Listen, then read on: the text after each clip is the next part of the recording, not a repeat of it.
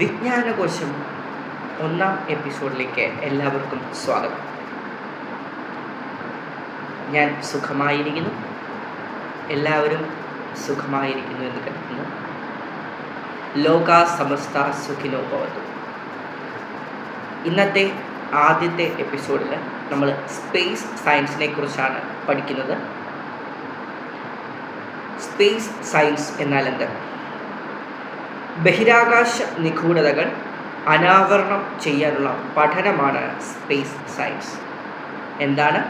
ബഹിരാകാശ നിഗൂഢതകൾ അനാവരണം ചെയ്യുവാനുള്ള പഠനമാണ് സ്പേസ് സയൻസ്.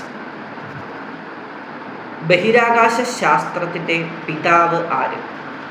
കോൺസ്റ്റാന്റിൻ ചിയോസ്കിയാണ് ബഹിരാകാശ ശാസ്ത്രത്തിൻ്റെ പിതാവ്. കോൺസ്റ്റാന്റിൻ ചിയോസ്കി.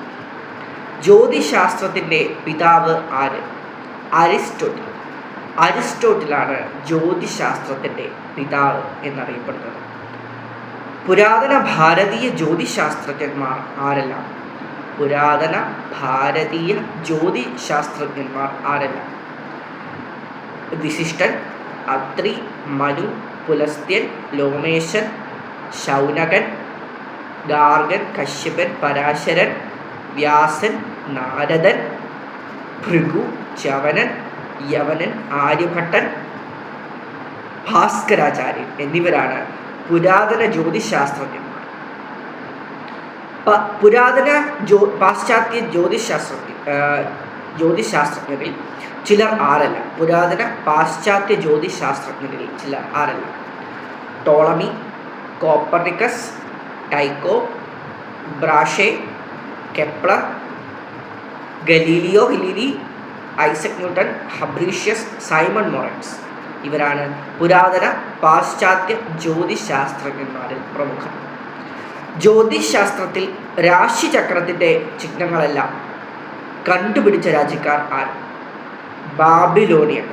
ബാബിലോണിയക്കാരാണ് ജ്യോതിശാസ്ത്രത്തിൽ രാശിചക്രത്തിൻ്റെ ചിഹ്നങ്ങളെല്ലാം കണ്ടുപിടിച്ച രാജ്യക്കാർ. ജ്യോതിശാസ്ത്രത്തെ പറ്റിയുള്ള ഏറ്റവും പ്രാചീന കൃതി ഏതാണ്? ആര്യഭട്ടീയമാണ്. ജ്യോതിശാസ്ത്രത്തെ പറ്റിയുള്ള ഏറ്റവും പ്രാചീന കൃതി ആര്യഭട്ടീയമാണ്. അടുത്തത്, ആര്യഭട്ടൻ്റെ സമകാലികനായിരുന്ന മറ്റൊരു ശാസ്ത്രജ്ഞൻ ആര്? ആര്യഭട്ടൻ്റെ സമകാലികനായിരുന്ന മറ്റൊരു ശാസ്ത്രജ്ഞൻ ആര്?